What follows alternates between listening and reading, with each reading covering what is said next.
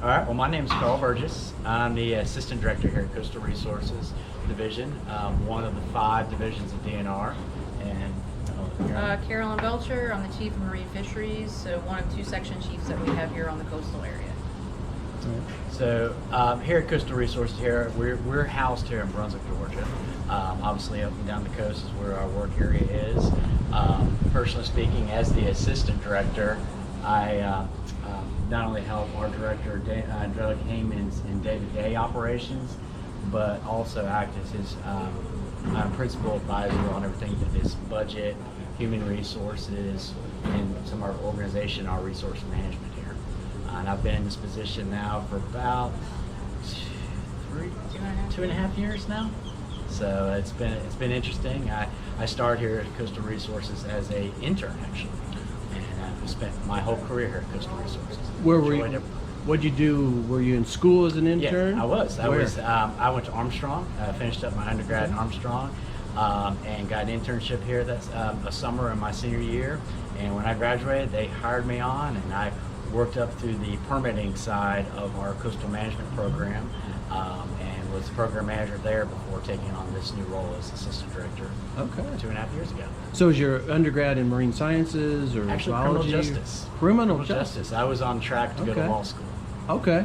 And I was ready to get out and get my hands dirty, if you will, and ended up at DNR. And You got them dirty, exactly, just in a different way. Exactly. and luckily enough, they haven't ran me off yet. So. Yeah. Well, that's good. That's good. So how have things changed since being the program manager to the assistant director now, like in terms of what you did then and what your day-to-day tasks are? Well, I think the biggest change is just a bigger perspective of what we do here at Coastal Resources, from taking a small program within the division to now looking at it from not just a division but at more of a department level, and working at a higher level of that. Probably personally the bigger challenge has been dealing with the budget side. Is getting thrusted into that.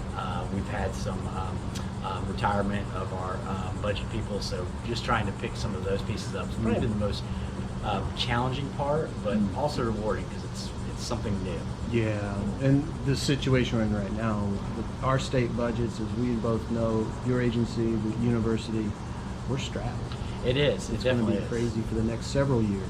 Exactly. Not just the budget, but we've also had other things such as the COVID-19, and we've got here on the coast we've had issues with a shipping that tipped over in the channel. So We wanted to ask you about it's been that. kind of a crazy, busy, adventurous year. So to help the students maybe go a little deeper, Karl, what can you tell them about that shipwreck, and where could they find more information, and what's the current status of it? So I think the best information to do is always check in on the incident, the St. Simon's Island incident. There's a webpage that is maintained by the command center. The group of folks are in charge of this, and it's made up of not just the Coast Guard, who's the primary, but there's representatives by the state that are there. EPD, Environmental Protection Division, represents the state in that capacity, and then of course you have the responsible parties, which is being represented by a marine group and representatives. Those that own the vessel? Well, those who own it are contracted with a specialist to come in and manage the situation from that standpoint. So if you think about it, it's a 3-tier. You've got the federal's interest, the state's interest, and of course the responsible parties. So all entities have to sign off on every bits and pieces of the plan, activities involved in it, to make sure that everyone's on the same page. Because when we came across the causeway from St. Simon, we could tell the ship has shrunk in its length, and there are a lot of big boom cranes. And are they taking it apart? What is the... So we're still in the salvage component of this. You know, we went from the life-saving component of it, where you had the 27 folks that were trapped on it.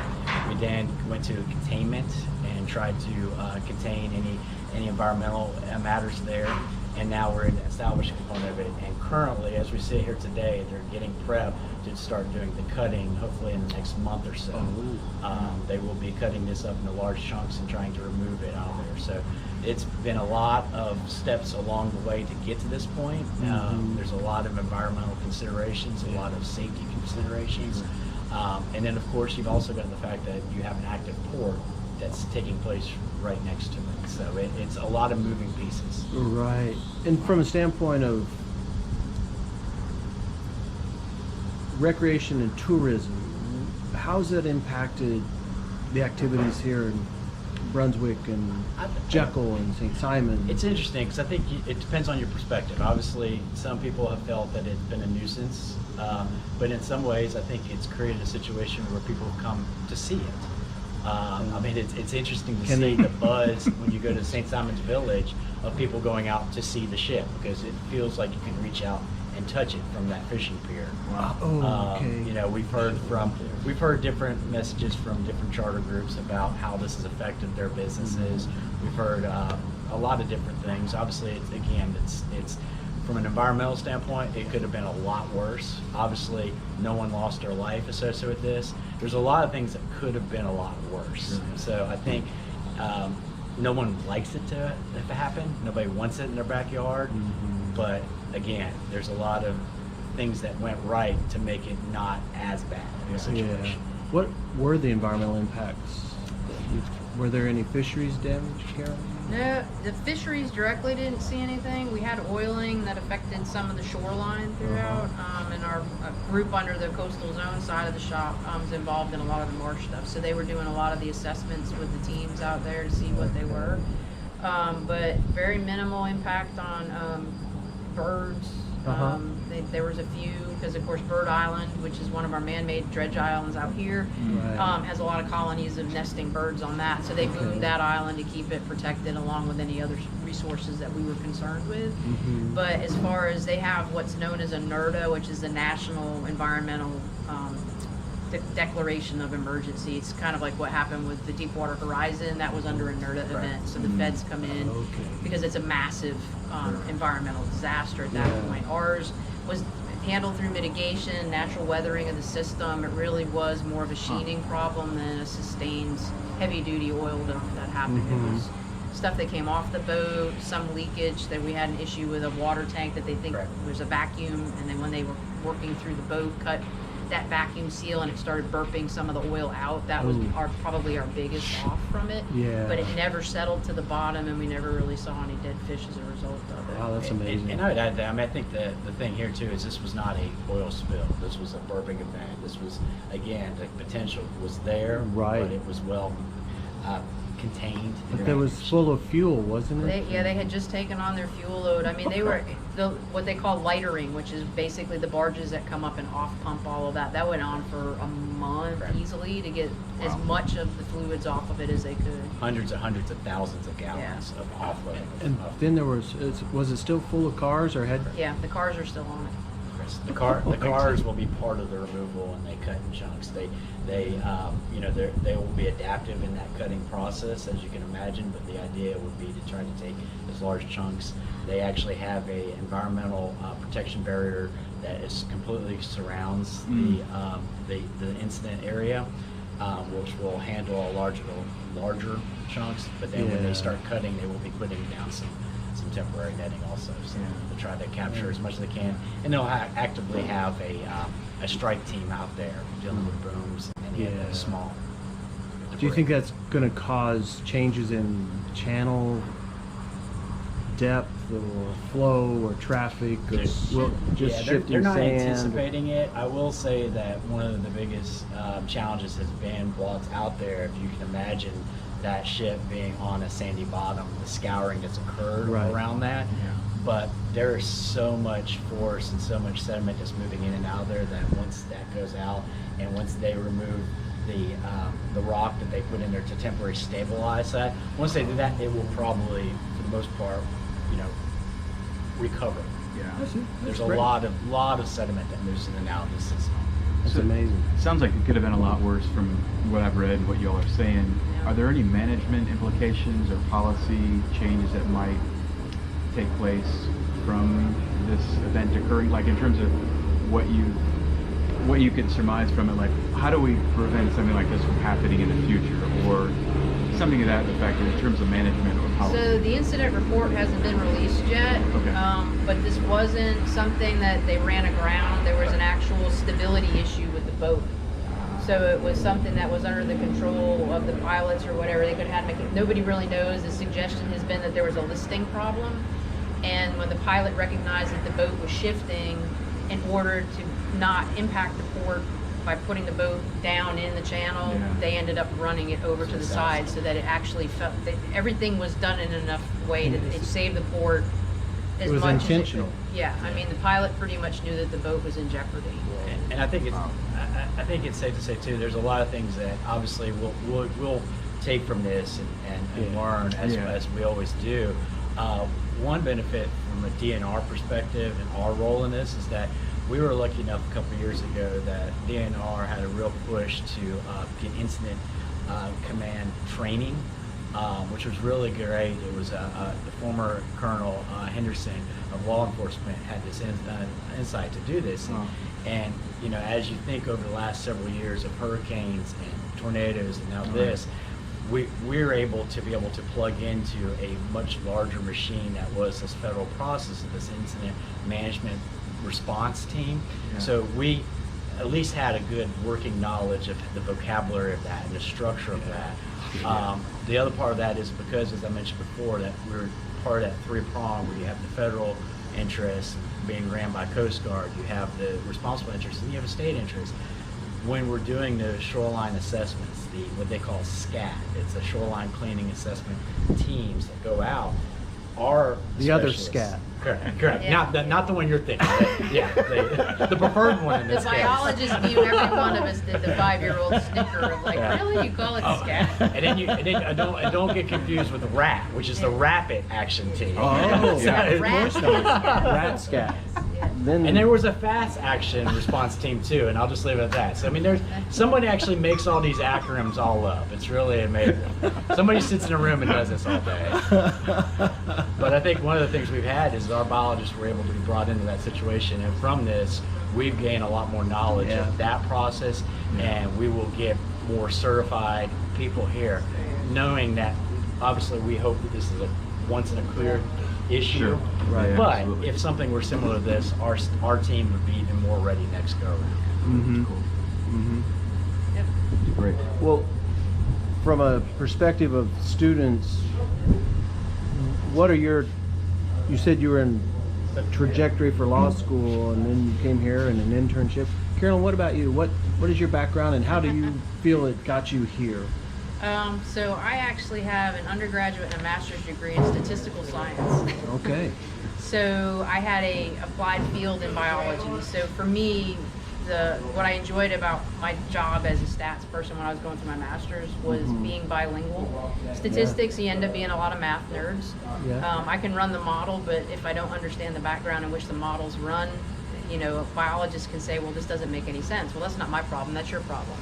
So being able to speak both sides of it, I found really had some good metric to it to go on in a career, because if you understand it, you build the better models, you can go back, we can talk about assumptions. What do we do to make it work correctly? So when I came here, I was hired for the math skills. I didn't have field training or anything like that. But you have a PhD. Now I do. What, in marine science? Nope, Wildlife it's from Warnell, so it's in natural resources. Yep. Okay. What it was focused on was wildlife, right? I did sharks here. Yeah. So it was on the fisheries side of the Fisheries. shop. Cecil Jennings was my major professor while I was there. Yeah. So, I did that later in life. So I graduated, and show your age, I was 94 when I graduated with my master's degree, and I went back. You were 94? Yeah, I was 94. I'm Benjamin Button. I was gonna say. Going backwards. Oh, in 90. 1994, yes. Yes, I was 94. I'm 100 and something now. I like the Benjamin Button note. Yeah. So 94 was when I Yeah. came out. My husband was military, so that was how we ended up down here. And with this job, I was here till 2000. Had an opportunity to go work for Marine Extension, which at that point they had tuition remission. You could go back to school, and I thought for me to do a PhD and learn more about how to be a natural resource manager was really what I wanted to do. This job gave me the ability to get the field skills. My boss hired me, and of course when I came in, I'm like, yeah, I've been here before. We don't need a stats person, we need a biologist. So I'm like, yeah, so how much bio did I need? And he's like, we can train it to you. So the Anna, our trawler, was where I cut my teeth learning how to tell fish apart. So I kind of had an ichthyology class marine ichthyology pretty much in an immersion course. That's awesome. Yeah, sometimes the best. Experiential Yep. learning. So that was where my path kind of diverted off of that. Yeah. And so I finished in 2008 was when I did my Ph.D. So late 2000s was when I finished that up. Yeah. But yeah, it was a good course. I mean, in the sense that I think a lot of people think you come into it, hit the ground running, and it's a straight line shot with everything you do, and it's really not. I mean, Karl's different. When I came out of high school, this wasn't what I was going to do. I mean, I surely never saw myself working with sharks either, but did all my field work. You know, I handled the bulk of those animals in the time that I was doing that work. So. Yeah. Well, you've got a wonderful setting to work in. I couldn't imagine a better place. What are the most rewarding aspects of your job, and maybe you can also speak to some limitations or barriers that you might encounter, as much as you'd like to, each of you? I think one of the most rewarding things that I've taken from this, and what's made me want to come to work every day, is just, well, look around, the beauty of it all, but the people. I mean, there's such a wide range of people that we get to work with, not only here in our organization, in all walks of life, but just we have a lot of partnerships with a lot of different groups, whether academics or whether there's nonprofit groups, and there's no shortage of passion. Everyone's very passionate about this. So I think that part I really enjoy. I like the people side of it. I like to try to bring people together and see things and have a vision and move forward and grab a task there. I think the other thing too is I feel like the things that we do here on this coast, we make a huge difference. We make a lot of difference in making sure that what we all enjoy, this beauty, these resources, this coastal magnificent backdrop that we have here, is going to be available not only for my kids, but my kids' kids in the future too. I think that's really what gets me going. Yeah, that's awful. Yeah, that's pretty much the same thing. I kind of had an idea of wanting to be a steward. And civil service is kind of one of the few places that you get that. I mean, it's kind of the unsung heroes in a lot of ways, but you look at a lot of things that have been done through other divisions too. You know, it's funny how a lot of people get this whole idea of if you're in conservation, you're in preservation, and you're really, the whole idea of working the balance is really the challenges day to day. I mean, some days you go home more hangdog than others, but when you think about finding that balance between user groups and the resources, it's a pretty fulfilling place when you can go home. You mentioned all the partners, but from the Coast Guard that's right next door to other state agencies, but the stakeholders, the citizens of Georgia, what's some of your advice to help students develop those soft skills for communication? Great question. Yeah. I think this is something that I learned through being the permitting side, because when you tell somebody that they can or can't do something on what they perceive as property that they have rights to, it doesn't always go over very well. So I learned early on in my career, it's not so much the what you can and can't do, but the why you can and can't do things really goes a long way. It really resonates with people that they can sometimes understand that, you know, they won't go so far pushing back on you if it's a yes and no type of conversation, but it's a, well, these are the reasons why. Now let's see if we can find a way that finds that balance and be able to work to a solution to whatever the issue is at hand. We know that everybody has different reasons for using the resource and abusing the resource. I think that's something that we can't teach students how to do what you just described. That's on the job. And what are some of the examples of successes you've had with that kind of communication style, and maybe a story on where it didn't work? Just as an example. Good question. So I would say, I mean, there are examples of successes and failures. I mean, I'll start on the bad side of this, because sometimes you just get someone who has painted a picture in their mind that this is the way that it needs to be, whether it's the dock they want, or this is how many fish, or the size of fish. I mean, they're just locked into what they want. Sometimes that's very difficult to get them to understand something outside of what is affecting them directly. On the good side of that, I mean, most people, I think, generally want to do the right thing. They don't want to harm the beauty of what they have drawn them to the coast. I personally speaking, some experience that I've had is is again on the permitting side, working with people and trying to get them to understand that, and understand that there is a way to have a light touch and still have those enjoyment opportunities. You don't have to be a bull in the china store and go running out in the marsh and be destructive and do that. I would say that it's taking opportunities to get internships and getting opportunities to take a part-time job and getting out and being in the middle of these scenarios and these whatever facet of this you're looking at, whether it's academic or governmental or nonprofit, whatever avenue that you feel is the passion is taking you there, to try to get some in the field, on the ground experience. I think that goes a long way. That's what got me personally. I was again on track to go to law school and really needed to break from the school part of it. Got an internship here, and I just never turned back.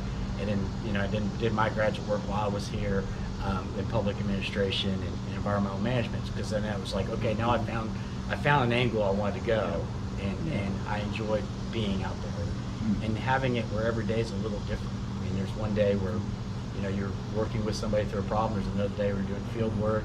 Another day we're maybe doing legal strategy for some case. I mean, so I got a lot of different things that engage me through my career. It's a nice balance, I would guess. You don't have to do the same thing Correct. Day in and day out. I'm not sitting there turning the same wrench every day. Right. Do you guys offer students intern? How would a student, if they wanted to come do an internship with you, how does that work? What do they need to do? So we're a small division. Yeah. So we, just to kind of give you some statistics of where we are here at Coastal Resources. So we've got about 61 full-time employees. We have anywhere between 10 to 15 part-time or seasonal workers, depending on the time of the year. You saw earlier we had some people behind us. Those are some of our seasonal workers that are here doing some seasonal and sampling. We always encourage people to get your application to us. We get them with our human resource specialists. And then so when our individual biologists are able to set up projects that are going to need some additional seasonal work or part-time work, we have a pool to pull those from. And obviously we're looking in some cases for some very specific things, as you can imagine. We are a small division. We're small, mighty, very complex in what we do here on Coastal Resources.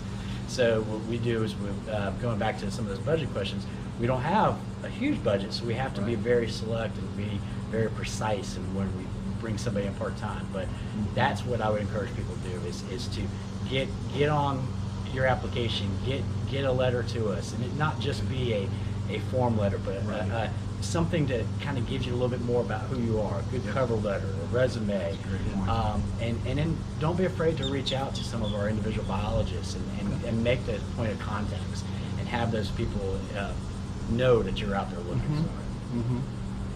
Now we, so the way that we staff our projects, we have a trawl survey that generally there's 2 hourly positions on there. The red drum and shark survey, which is a long line survey, we hire 3 people there. One person's 40 hours a week, the other 2 are 29 hours a week. We specifically target colleges for that reason, because you know that there's seasonal work. A lot of times it works out good with the school schedules. So UGA, Savannah State, Armstrong, well GSU now, anybody that we know through the American Fisheries Society, the Georgia chapter, those folks, we make sure that we tap them to let them know so they can get the word out to the students too, because we do want to give that opportunity. Otherwise we end up going through, Job Corps, and it's announced as any other hourly job, and you hope for the best. And we've just found that with students, if that's what students really are looking for, they're getting that hands-on experience. It's more than just coming and volunteering for a week. They're actually involved in the field work. We try to give them a prime project to work on. So if you're hired for long line, it may be 70% of your time, and then 30% of the time you might be doing carcass workups like what they were doing behind us today, aging otoliths in the lab, working on the netting surveys. They try to give them as much exposure as we can to what the field activities are. Right. They don't generally spend a ton of time doing data entry and stuff. You don't want to sit here and make them do the laboring jobs that it's like, oh God, I don't want this job. I came to fish. Well, we do want you to see both sides of it, but we do at least want you to get the field experience, because what we're finding now is a lot of our jobs, as we get entry-level tech jobs available, there's a lot of people with degrees, but a fewer pool of people in that have practical boating experience. We need people who can run boats, understand some of the basic ways of working with motors that go bad. You know, when you've gone over a sandbar and the little water exchange system clogs up, how do you fix it? You know, get out the hammer, you know, what's the basic safety skills on a boat? Those are the things. Always use a hammer. Always a hammer. Hammer, duct tape, fix everything Exactly. on a boat. That's all you need in the box.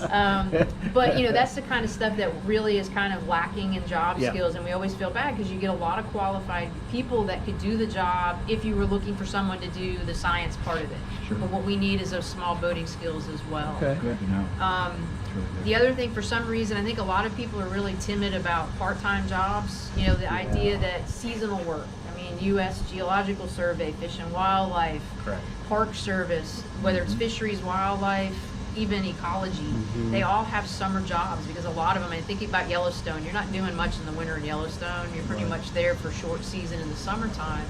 But it gives you exposure to what that job is. You could go float the Colorado River and do shocking expeditions on whatever their native species are. Sounds cool. It's short, but you're getting contacts. Correct. Right. That's the other part of that. What you're Right. not getting in money and what Right. you're not getting in permanent That's right. employment is giving you that ability to network and find where your next stepping stone might go to. Can't be short-sighted and thinking about how it all works out. in the Yep. end. I think the networking is key. Yep. I mean, that was my exposure when we first came down. I got hired at Okefenokee Swamp as a technician. Mhm. And I was a field tech, and at that point, I didn't know anything either. Okefenokee was a giant mud puddle with a lot of mosquitoes. After 3 months, I learned alligator surveys, bird surveys. Now, I rode in airboats, but I didn't drive airboats. Yeah. Helicopters, understanding the ecology of longleaf pine. All of that was something that I wouldn't have gotten any other way. Right. I was there, like I said, just over 3 months. It put biology experience in my bag. It also built my network. DNR became part of my thing. I was doing part-time teaching at the local college. A student there was a secretary here. My name showed up in a stack. She helped push that through, which got me into my interview pool. So all of awesome. these weird little contacts Yeah. are things that people kind of forget that, well, it's only a short blip, why would I do it? Because there's so much there. And you may find, oh, I think this is going to be a great fit for me. Yeah. And it's not. You don't want to be out in the heat. You don't want to be pulling chiggers off, poison ivy, exposure to all kinds of crazy things, bee stings. You know, there's all that aspect that you get, and you might find, well, maybe this isn't the realm for me. Maybe I want to go to botany. Maybe you don't want to do squeezing of animals. Maybe I don't want to dispatch animals if that's part of the job. I think it's finding out all of those little behind-the-scenes things rather than just what the Discovery Channel shows a lot of people, which is the glamour of our job. Sure. Correct. Right? Absolutely. Right. Yeah. That's, I mean, everybody it's always- wants to be Greg Skolmel and play with great whites off of Massachusetts, but they don't recognize what Greg's career was prior to this Yeah. project. Yeah. Yep. So, I think that's very good advice to help the students understand that you got to start somewhere, and the network, though, is the most important piece you can take from any experience. yep. And how that can just, as you both explained, it just builds and builds. And Kyle and I both have similar experiences, I know, with it. It's kind of hard for some undergrad students at their stage of professional development to understand the value of that, and I'm glad to have you say that. And they're never too young. I mean, a lot of people, it seems like they look for internships in their junior and senior Right. year. We generally tend to hire people at that. Yeah. But that's not saying that, you know, if somebody who is a freshman or a sophomore, again, looking for those jobs of fish and wildlife or whatever, those opportunities are there. Yeah. Yeah. You just got to look for them. I don't have anything else. Okay. Cool. Yeah. You guys covered a lot of all the questions. that I Yeah. had. So you guys want to talk a little bit about what we do at Coastal Resources a little bit more? Absolutely. I mean, Absolutely. Okay, so So give it just a second. all right, so I think Carolyn mentioned earlier about the fact that we have two main sections here at Coastal Resources. We have our marine fisheries, which I'll let her kind of dive a little bit deeper on that. And then we have our coastal management program here also. So these two sections is what we do to manage our beaches, our marshes, and marine recreational and commercial fisheries here on the coast. So under the coastal management section of this, you've got several different programs. And I'll start with the non-regulatory side of our coastal management program. So that would be our coastal and ocean program. and they are the voice and the outreach side of everything that is coastal management. So they're the ones who are managing our coastal incentive grants, which are grants that are being passed through money from the federal down to state that allows for local governments and different partners to apply for these grants that are set by themes. So whether it's wetlands or whether it's resiliency and those types of things like that, these individuals can then go through a grant process and obtain some of this money to do these projects that help in the overall coastal management of Georgia. Do those themes change yearly? They technically do, but we're kind of in the same 4 or 5 of the last several years. Okay. It's the hot topics, if you will. It's resiliency, it's wetlands, public access is always one. I mean, those are kind of your hot topics, if you will, as being things that we always want to move the needle forward a little bit more here in Georgia as coastal management. Also in there is that staff provides a lot of technical assistance to local governments on resiliency, green growth guidelines. They help with model ordinance drafting and so forth for the local level. So it's a resource for local governments that may not have that diversity at their level to hopefully make a better piece of the pie here on the coastal Georgia, these 11 coastal counties. In addition to that, there's a wetlands group, which is fairly new. This is using some EPA money that's being dropped down to the state, and that wetlands group is really focusing on a lot of different things like the sea level rise and adaptation to what our marshes are going to look like in the future, and looking at things like alternatives to traditional bank stabilizations, like living shorelines and those types of projects. So those are some really neat, really fun activities that are coming out that are very informative to a lot of people. Then you start looking at kind of the regulatory side of the shop of coastal management program. We have our shellfish and water quality program. So just by the title, you can kind of see what that is. That's what that is the management of both your recreational and your commercial shellfish. So this would be not just your historical wild harvest, but the most recent legislative change that occurred about 1.5 years ago, which is the introduction of a mariculture program that's going to be able to do some shellfish harvesting on a more of a commercial standard there. And then on the other side of that, the water quality of it, obviously there's water quality standards that we're keeping up for the shellfish, but we're also working under our beach program, which is the partnership with the local Department of Health, and it's an advisory for some of the local beaches of the quality of water for bacterial levels and so forth. So that's more of an educational opportunity. We get the field work, then the Department of Health is the messaging of that. Also in Coastal Zone Management Program is the Marsh and Shore Management Program. So the Marsh and Shore Management is one of your big regulatory heavy areas. This is where the administration of the Coastal Marshlands Protection Act and the Shore Protection Act and the administration of the Revocable License Authority that we do.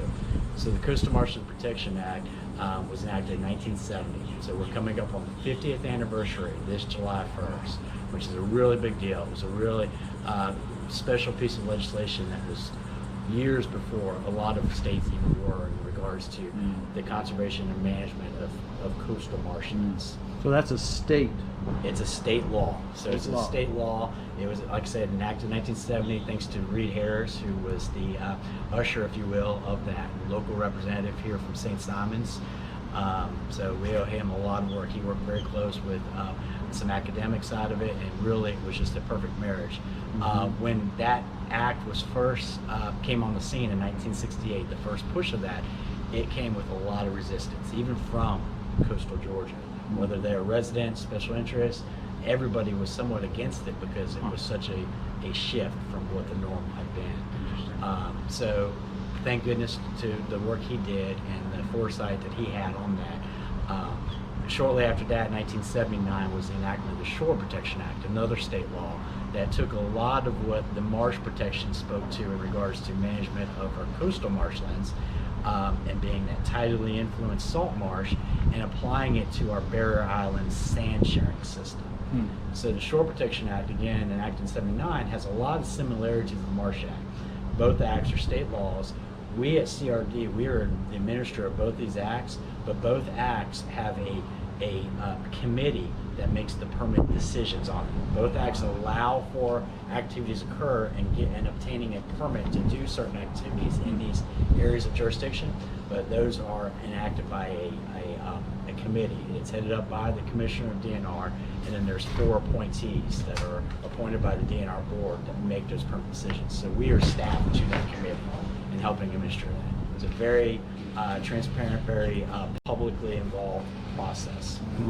The sand sharing system, when you're talking about the sand sharing system, this was another hot topic that came up over the last couple of years because there was some legislative change that occurred in 2019 that changed how the jurisdiction of the Shore Act took place. So it's a really interesting time to see this transition of going from what was originally enacted in '79 to what has recently been amended in this law. But generally speaking, it's the landward side of it would be the beginning of your sand sharing system, beginning of your dune area, or if you have a stable shoreline, and it extends 3 miles off to the state boundaries of the ocean. So when you think of that sand sharing system, it's the dunes to the beach, to the low tide beach, to your shoals, to your sandbars, to all that is all part of one system that this act is trying to ensure that it's protecting the public's interests.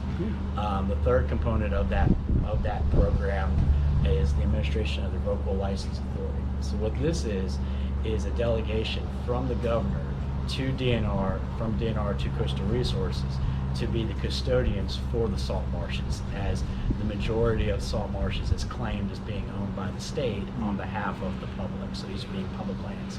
So CRD are the custodians of those marshlands, which makes sense if we're managing the Coastal Marshland Protection Act, which is the regulatory side. We're also somewhat of a land manager, if you will, for the protection of those lands also. So those two things go hand in hand. That group works very close with the Army Corps of Engineers because a lot of these jurisdictions under these tidally influenced lands have dual jurisdiction at the state and the federal level. So there's a lot of coordination that's occurring there. And our staff takes great pride in making sure that the citizens here, not just applicants, but those who may be affected by projects, are being a voice at the table at that federal level also. We do that through our federal consistency processes. So that's a really important component of it. And then the last program within the coastal management program is our compliance enforcement. Obviously, if you have a permitting issuing group, you have to have a compliance enforcement. You kind of have to have the stick to go with the carrot in a lot of ways. So that the compliance enforcement, as you would imagine, does a lot of compliance enforcement related to both the Marsh and Shore Protection Act and the Revocable License Authority.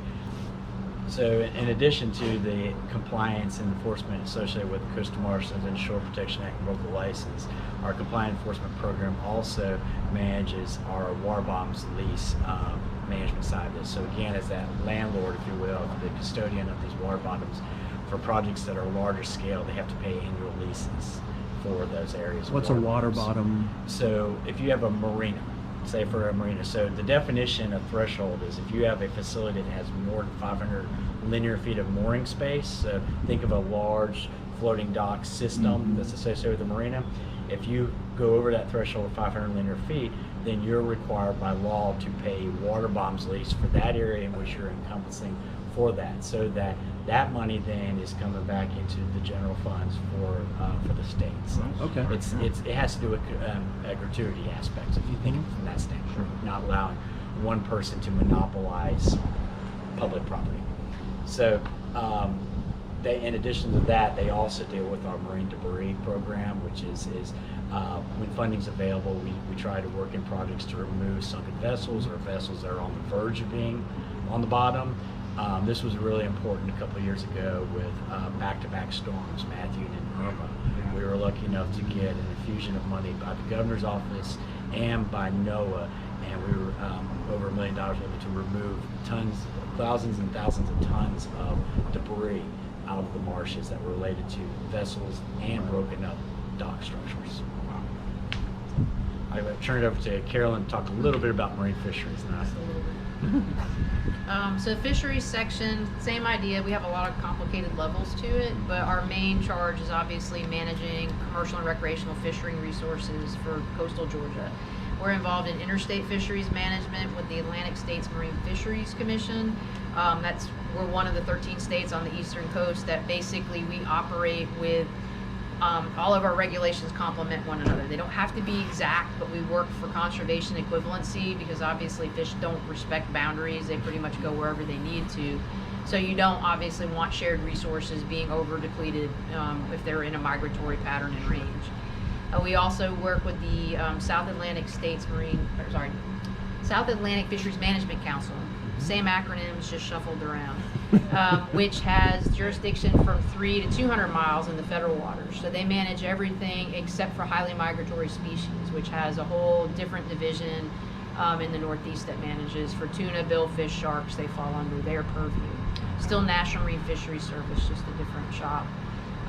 So with that, we sit on those boards. We have, discussions about Georgia's interest in them. So any snapper grouper species, we get to help guide where the management needs to go, thinking about Georgia constituents and what they'd like to see happen with those fisheries.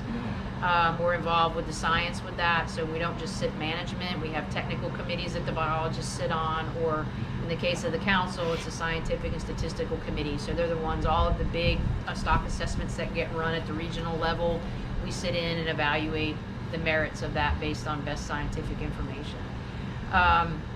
Within our purview for state waters, we basically have 5 groupings under fisheries that are all tasked with specifics of how we work with either access to the resource itself, or how we regulate. The person who's in charge of, we have one person who does programmatic support. Kathy, our joke is she's the little plastic piece that holds the 6-pack together, because she helps all of the working groups integrate, speak the same language, and keep us all interacting with the same stuff. So compliance reports that we have to do relative to management, Kathy's the one that keeps everybody cohesive, following the templates that need to be done, making sure that we're addressing when we're available for de minimis and that kind of thing, which exempts us from certain requirements if the fishery's small enough. So Kathy's really great. I mean, she's, like I said, the support she's given me as a chief. If we had an assistant chief, she'd kind of be acting in that capacity, in my opinion, but that's really not the title that she has for that. We have the cooperative statistics unit, and actually they do commercial and recreational statistics. So Julie, used to be Kathy was rec, and Julie was commercial. Julie now has the role over both, and she's working hard to integrate the two so that she can span it, as opposed to having 2 people that kind of stand individually. You've got one person overall. Good approach. So we're working on that. Similar to Carl, I've only been in my job for just over 2 years, and we've been able to kind of realign and change some of our structure. So with that, Julie basically sees the commercial landings data. That's federal fisheries. We don't have very many state water species in commercial. Right. It's mostly blue crabs, shrimp are our 2 big ones. Cannonball jellyfish has been one of our contentious ones over the years. Currently that one's not operating, and it's mostly because of the Chinese tariffs, because a lot of that product ends up going overseas to Asia. And he's also moved his facility. He had been in downtown Darien. That dock is now gone, and they've moved to Valona, so they're getting their capacity back up. But it's a very limited fishery. In a way, you could liken it to a monopoly, because he is the only processor. So the boats have to get clearance through him to land the product, because there is nobody else that can process it. There's a brining procedure that goes with all of that. So he's really unique in that niche. And it's EPA, EPD, Ag Department, all of that are involved in that process because of effluent and other potential things that go on with that. The recreational side is where they actually go out, and it's a roving creel, similar to what people see on freshwater. It's a much more widespread statistical design that's applied to it based on concentrations of fishing effort, how they go out and hit fishing docks, general public access fishing piers, boat ramps. They'll pretty much hit those points, shore intercepts if they see people along certain areas. And they basically get, what are you fishing for? What have you caught? Can we look at the catch? It's voluntary, so the recreational angler isn't compelled to report that information, but what that information does is goes back to the national level where they collect the effort data, and that gives us ideas and estimates of what the recreational catch levels look like. It's used in the stock assessments as well. helps us inform our locals. So recreational fisheries here, you got red drum, spotted sea trout tend to be our top. Whiting is a food fish a lot of people like. So there's a lot of opportunity here on the coast. Triple tail is another one. It's kind of one of those real specialized ones. You have to have good skill sets for that one because they're very picky fish. Yes. Sharks will keep you busy all day long. They will also keep you from your targeted fish. So, like I said, great opportunities for recreational fishing here. We have Paul Metters, who oversees our boating access group, and Paul has actually taken on a bigger chunk of it. We used to have boating access and artificial reefs and offshore development were two separate groups. Paul now has both of those. So what he's providing is new opportunities, working with municipalities to enhance public boat ramp and access. We generally don't work hand in hand with marinas through that program. We work through boating infrastructure grants, clean vessel grants to help marinas with theirs, but this is more for those folks who want access and not have to pay for, you know, berthing and slippage and that kind of thing. How do I get to the coastal waters? Sure. So we've got a couple new places that are coming online. We've got some other ones that have been really well upgraded, addition of restrooms, things like that. That's a lot of what he works on from the land side of it. Similarly to that, he'll work to enhance opportunities by providing additional habitat. So Field of Dreams approach, if you build it, they will come. Artificial reefs offshore, it's very contentious with people, the debate of whether they're really what they should be. But they do provide ample opportunities when you don't have a lot of live bottom. Our closest live bottom is Gray's Reef. There's some other patchy areas, but you have to have numbers from people to kind of know where those are. Right. Gray's Reef is a little restrictive. You have access to fish, but there are other areas that you can't. So, you know, artificial reefs give opportunity. Diving, all of that goes with that. So he's the one, we either add to current areas, we can look to put new areas in. We have inshore reefs, so those are some of the enhancements that they do. In addition to that, oyster habitat enhancement, both for fish and for opportunities on picking grounds, we can help offset with that too. So public access for shellfish picking. We have a boating research vessel support group. So we have one captain who oversees our large research vessels, the Anna, the Marguerite, and our new one to be announced at the end of the week. That he's basically scheduling, you know, making sure the boats are maintained, that kind of thing. And that's a new group for us, so we're still getting our feet underneath us. The idea is having the ability to cross over with captains. Our two boats are very different. One is a true commercial shrimp trawler, max speed's about 15 knots if you're lucky on a good day, where the Marguerite is designed to go much faster. She's offshore access, dive capable. So you've got very different driving skills and sets. So right now we've kind of got siloed approaches, and if we have a captain get sick or whatever, the boat doesn't leave the dock because the other captain isn't as well versed. So new vessels are going to be more sister ship, allow for more of that crossover, so the scheduling will be a little bit different. But very important, interact with the scheduling with the biologists. The Marguerite is shared across 3 different projects between offshore artificial reef activities, the Shark Longline project, and then we have an acoustic array which falls under another working group, which they go out and the servicing of those arrays are all done through dive. So he has to coordinate pretty much 3 juggling balls during the summertime because everybody wants good weather days. Of course. Yeah, so, and they're very limited, especially towards the fall.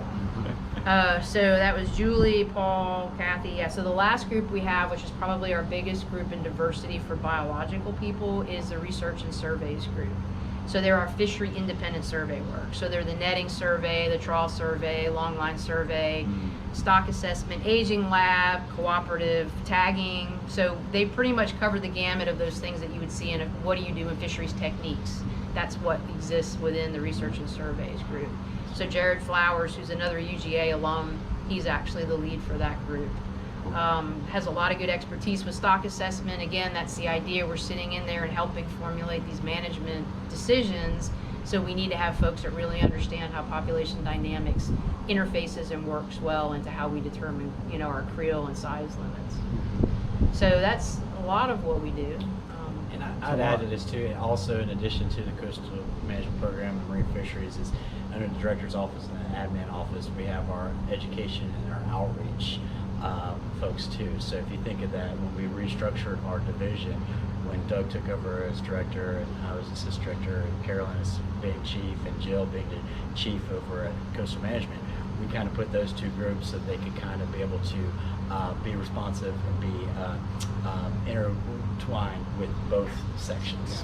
Makes sense. Because the education outreach is a major component of helping that extend what you do here to the public. Exactly, and the messaging there being on point. Yes, absolutely.